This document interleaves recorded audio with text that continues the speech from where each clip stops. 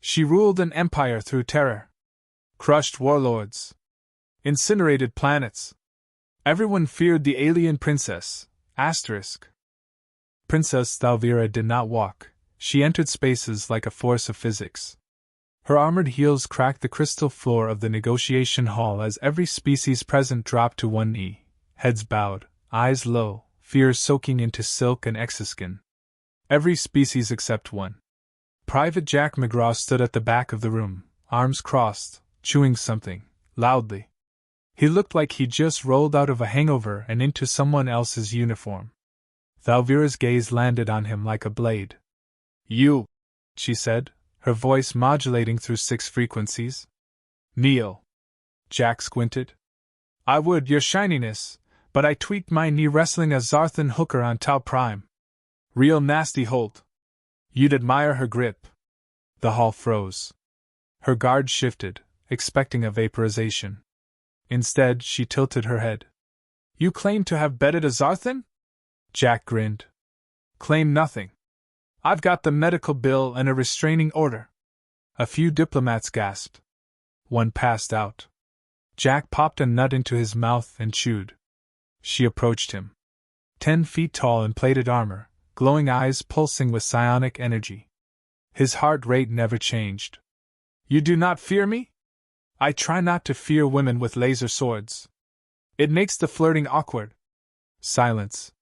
One of her lieutenants twitched toward their weapon. She raised a hand, stopping him. "Name?" "Jack. Jack McGraw. Most folks call me Meatstick." She blinked once. "Why?" He leaned in. "Because I beat a Zarthan hooker in an arm wrestle." "Obviously." She said nothing. Her silence didn't stretch, it threatened. Jack didn't fill it. Just winked. She turned. "Bring him to my ship." "Alive, I hope," Jack said. "Or at least with my pants." The guards moved. Jack tossed one a peanut. "Careful, big guy. I bite when nervous." They didn't laugh. They didn't move like soldiers. They moved like weapons. Jack followed. On board the flagship Vrakash, Thalvira's private chamber resembled a throne room designed by a sadistic architect with a fear of curves. Cold. Angled. Lit with an aura that hummed in the skull. She stood with her back to him, staring into a sphere of swirling war reports. Jack stood behind her, silent for once. Only for a moment. "So, is this where you probe me, or do we get dinner first?" Her eyes did not turn, but the sphere cracked slightly. "You are not a diplomat." "Correct." "You are not a soldier." "Technically, I was. Briefly." "You are not sane." "Medically, that's pending." She turned slowly. "Why are you here?" "Because Earth's ambassador pissed himself last time he met you, and apparently that reflects badly on trade talks." She moved closer. "I don't intimidate easily," Jack added. "You could say fear just doesn't stick." She narrowed her eyes. "You are broken." "Probably. But charming." She raised her hand. Jack felt pressure in his skull, like a migraine flirting with climax. She was reading him. Scanning for terror. She found porn. Sarcasm. And an old memory of losing a bet involving jalapenos and a flamethrower. She pulled out. "You're immune," she said. "More like, emotionally jammed. I've crushed warlords for blinking too slowly. Hot. I have liquefied generals with a glance. You're into eye contact. Noted. I am a goddess in armor." Jack smiled. "Are you flirting with me?" she hissed. He shrugged. "If not, you're real bad at threats." She turned away. "Still waiting on dinner," he added. Later, Jack was shown to his quarters, a containment cell with mood lighting and ominous hums. A console blinked. He poked it. "Do not touch the red." The intercom cut in too late. "Oops." The lights dimmed. The room sprayed mist. A voice calmly said, "Sterilization in progress." Jack coughed. "Your idea of foreplay sucks." The mist smelled like bleach and citrus. His skin tingled. His clothes disintegrated. The intercom clicked again. You activated the ceremonial cleanse. I feel cleansed. Deeply. Remain there. I am coming. Could you bring pants? Silence. Thalvira entered 5 minutes later to find Jack barefoot, mostly naked, wearing what appeared to be a heat shield as a towel. I improvised, he said. She scanned him again. Still no fear. Just poorly contained arousal and a fantasy involving royal boots. You are an idiot. He gestured to himself. You picked me. I did not. Your leaders did. Perhaps hoping you'd be vaporized. Yet here I stand. Unvaporized. Glistening. She turned sharply. Enough. Tomorrow you will attend the negotiation as my human side piece? Escort. Jack grinned. Now that I understand. She paused. Her tone dropped an octave. If you embarrass me. Oh, I will. I will unmake your bones and wear your spine as a sash. Kinky. She left. He called after her. Do I need to bring my own leash, or is that standard issue? The door sealed behind her. In the privacy of her war chamber, Thalvira stood alone, listening to her own breath. For the first time in decades it trembled. Not from fear. From something worse. Intrigue. He had looked her in the eyes and cracked a joke. He had watched her power and called it flirting. Her guards feared her. Her generals obeyed. Planets begged for mercy. And one human, reckless, ridiculous, infuriating, had asked for dinner. She stared into the war sphere again. It pulsed. She crushed it in one hand. Tomorrow, she would test him. Thoroughly. And maybe, just maybe, see if that nickname was earned.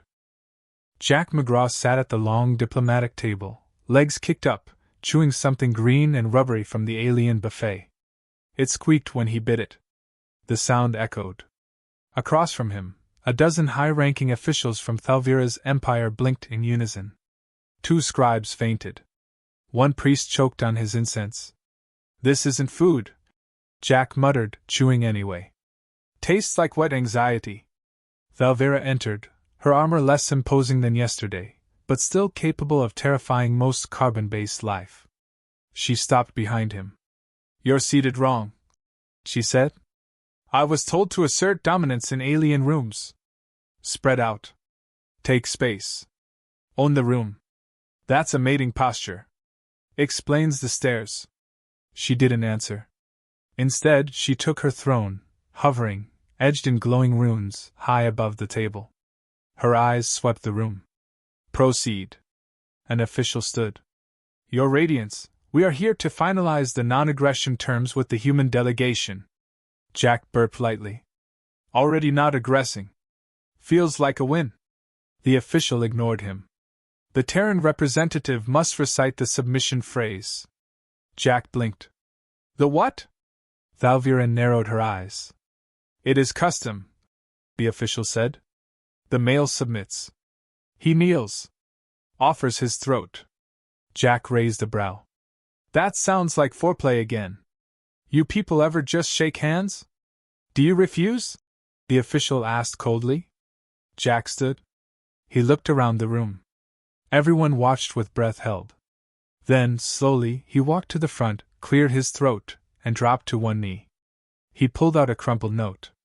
I, Jack Meatstick McGraw, born of Earth, kneel before the mighty Thalvira, Queen of the Stars, Empress of Fear, Crusher of Balls. Thalvira coughed. Jack blinked. Sorry. That one might be a typo. Snickers echoed. The official turned purple. Jack stood. There. I did the thing. What now? Thalvira's voice was calm.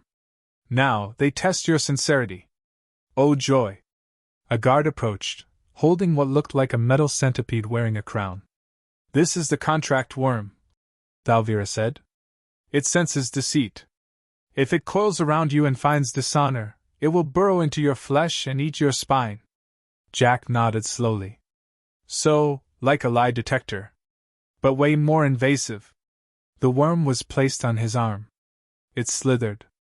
Jack tensed. Hey, buddy. Let's keep this platonic, yeah? The worm paused.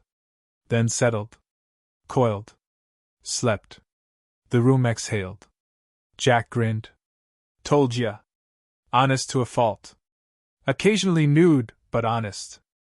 Thalvira stared. For a heartbeat too long. Later, in her chamber, she reviewed the footage. Again. Slowly. His posture. His tone. The way he mocked fear while surrounded by it. Untrained. Undisciplined. Utterly human. Yet the worm hadn't rejected him. She tapped a console. Her science advisor appeared via holo. His physiology? Baseline human. No augmentations. Emotional centers slightly underactive. Slight frontal lobe trauma. Probably from repeated head injury. Explain his immunity. The advisor hesitated. Some humans don't process psionic fear correctly. In rare cases, not at all. It's not bravery.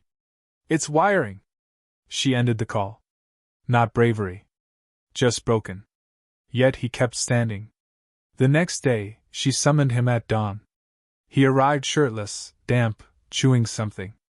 Sorry, he said, yawning. Your shower bit me. You were instructed not to enter the enzyme bath. Instructions are for people who read science. She stepped forward. Today you'll accompany me to the Zerati delegation. Do not speak. Copy that. They believe silence is strength. Hard for me, but I'll try. She paused. They also believe that physical proximity implies trust. How close are we talking? Arm's length. Jack smirked. Could be worse. They arrived at the Zerati chamber, 6 insected giants with obsidian shells and voices like grinding gravel. Thalvira bowed. Jack mirrored her. The Zerati leader leaned in. You're male. Is he trained? Jack opened his mouth. Thalvira elbowed him lightly. He is under review, she said. Looks fragile, the Zerati said. Jack smiled. Looks can kill. They paused. Looked at him. Then chuckled, a sound like metal folding. He jokes. We like him. Thalvira blinked. He may sit, the Zerati added. Jack sat. Cross-legged. Then pulled a tiny bottle from his belt. Earth whiskey, he said. Trade? The Zerati leader handed over a flask of glowing green fluid. They drank. The delegation ended with mutual confusion and accidental goodwill. The Zerati gifted them an orb that vibrated when lied to. Jack called it the honesty egg. That night, Thalvira confronted him. You deliberately defied protocol. Technically, I improvised. You risked everything. And won. She glared. You smiled at a Zerati war matron. She could have eaten your face. She offered me her number. Thalvira stared. What? Jack shrugged. Turns out, I'm somebody's type. You are reckless. Correct. You endanger peace. Also correct. You confuse me. Jack stepped closer. Join the club. She didn't move. Didn't flinch. Just stared into his face like she was reading a code written on his skin. Do you know what I could do to you? Probably. Most of it sounds expensive. She stepped back. You are a fool. Maybe, he said. But I'm the fool you haven't vaporized yet. She left. He smiled. Tomorrow, he'd make her laugh again. Or die trying. Ask ChatGPT. Jack woke up with a hangover that felt like someone had tried to sandpaper the inside of his skull with broken promises and Zerati moonshine. The room was spinning, or maybe it was just the bed, suspended in anti-grav and rotating slowly like some smug luxury egg. He rolled off it with a grunt, hit the floor, and groaned. Still alive? That's disappointing. The chamber door slid open. Thalvira stood there, watching him like one might study an escaped zoo exhibit. You're late. I was unconscious. You drank fermented plasma extract. I was being diplomatic. You nearly mated with a Zerati counselor. She kissed me, for the record. I was the victim. You tried to take her antenna off. I thought it was a hat. It wiggled. She stepped closer. Your actions, while absurd, have gained unexpected favor with 3 hostile factions. The council wants to send you to negotiate with the Razkar. Jack blinked. The cannibal ones? They do not eat diplomats. Just their translators. Do not insult them. Do not touch anything. Do not smile with teeth. Copy that. No biting, no flirting, no charm. Exactly. Jack grabbed his shirt off the floor, sniffed it, regretted it, wore it anyway. By the way, he said, pulling on boots, I think the ship's AI propositioned me last night. She did. Should I be worried? She doesn't have a physical form. That's never stopped me before. Thalvira stared. He winked. I'm an equal opportunity disappointment. They arrived at the Razkar chamber, lit in blood red, filled with pheromone smoke and suspicious groaning sounds. Jack sniffed and whispered, Smells like a locker room and regret. Thalvira didn't answer. She stepped forward, regal and unreadable. Jack followed at her heel like an obedient house pet. One with sarcasm issues. The Razkar elder approached. 8 feet tall. Built like a war crime. His mouth split into vertical mandibles. I sense prey. Jack smiled politely. You must get that a lot. The elder narrowed his nostrils. You bring food? Jack reached into his jacket, pulled out a small Earth snack bar. Peanut butter. Limited edition. Very chewy. The elder took it. Sniffed. Ate the wrapper. Then the bar. Then smiled, horrifically. This pleases me. Jack turned to Thalvira. See? No spine munching today. She didn't respond. But something flickered at the corner of her mouth. The meeting lasted 40 minutes. Jack said little. Nodded often. Only insulted one family line by accident and smoothed it over with a story about Earth's mating rituals, which horrified and intrigued the council. As they left, the elder slapped Jack on the back hard enough to bruise his lungs. You smell like risk, he said. We like that. Jack wheezed. I aim to please. And sometimes to remain conscious. Later, on the observation deck, Jack leaned on the rail, looking at the stars. Thalvira joined him. You didn't destroy the peace talks. That's a surprise. I'm full of surprises. More like full of something else. Charm? Stupidity. Same flavor. She looked at him, something quieter in her eyes. Why do you do this? What? Show up? Make jokes? Not die? Risk everything. Jack didn't answer right away. He stared into the void, voice dropping. Because I'm good at it. And because no one else wants to walk into the lion's den wearing a steak suit. She turned. That's madness. That's humanity. Thalvira stepped closer. Her hand grazed his, intentionally or not. He didn't move. You realize, she said, voice soft and low, I still don't trust you. I'm not asking you to. But I might respect you. Jack smiled. I'll take that. And maybe a drink. I have no liquor. I brought backup. He pulled a flask from his belt and offered it. She stared at it like it might explode. Then took it. Sipped. Coughed once deeply. Eyes glowing faintly. What is this poison? Bourbon. Earth's way of saying I love you and run at the same time. She handed it back. You have a strange way of surviving. Jack looked at her. You haven't killed me. That's saying something. She stared long. You confuse me. I get that a lot. Then, unexpected, she leaned in and pressed her forehead to his. Not a kiss. Not yet. But something like a promise. Or a challenge. I will see how long your chaos lasts. Jack whispered. You'll miss me when I'm dead. I might vaporize you before that. He grinned. I accept the risk. She stepped away. You have 1 hour before your next failure. Great. Time for a nap and maybe mild hallucinations. He turned to leave. She watched him go. and finally, allowed herself one small, dangerous smile. Jack didn't knock. He just strolled into Thalvira's personal strategy chamber like it was a dive bar and not a room where wars were planned. The guards didn't stop him anymore. They just sighed internally and looked away, like people who'd accepted chaos was now protocol. Thalvira sat at her console, studying 3 simultaneous rebellions and 1 brewing mutiny. Her fingers tapped commands mid-air. Energy maps shimmered. Casualty estimates adjusted. "You're busy," Jack said. Understatement.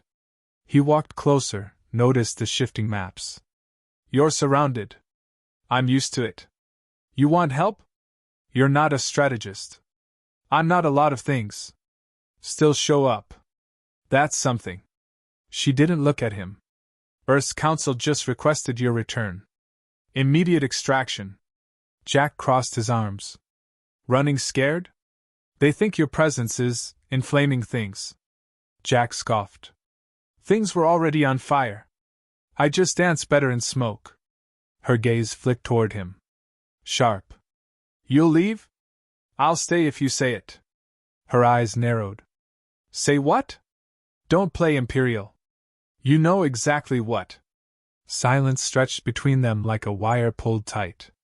"Then, I need you here," she said carefully, like every word was a knife she wasn't sure she wanted to throw. Jack grinned. "There it is. Damn near romantic. I wasn't confessing. You almost did. You're not important. Then why do I have clearance to your war room?" She stood. Full height. Full authority. "Because every time I exclude you, someone dies in a way that benefits you. Not my fault. I'm just lucky. Or cursed." He stepped in close. "Or good." She didn't retreat. "We'll test that." Moments later, they were inside a simulation chamber. Black walls, white grid, fully immersive combat strategy training. Jack had never been there before. The floor activated. "You'll command the defensive," she said. "I'll take the offense. We simulate a ground invasion. You try not to lose." Jack looked around. "Do I at least get a helmet?" "No. You get pain dampeners at 40%. Real enough to make you feel like a failure." He cracked his neck. "Perfect. I like pain with a point." The sim began. Holographic terrain exploded to life, mountains, trenches, plasma storms overhead. A digital army appeared behind Jack, poorly armed, outnumbered, and nervously shifting. "Classic underdog setup," Jack muttered. Thalvira's voice echoed in the clouds. "You have 10 minutes to prepare." Jack turned to his troops.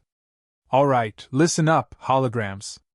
You're all fake, but I need you to pretend like you give a damn." They stared blankly. "Never mind. Just follow my chaos." He set traps, bad ones, desperate ones. Then doubled them. Then repositioned his defense line inside a minefield and dared the sim to adapt. When her forces came, they came hard. Surgical. Relentless. The kind of war effort designed by someone who considered empathy a structural weakness. Jack countered by bluffing 3 artillery strikes he didn't have, calling air support that was offline, and making every move look like a mistake just long enough to become intentional. Halfway through, Thalvira paused. "This isn't strategy. This is improvisational insanity." Jack grunted over comms. "Funny thing about insanity, it doesn't always lose." He didn't win. But he held the sim 2 hours longer than any of her officers had. She ended the session.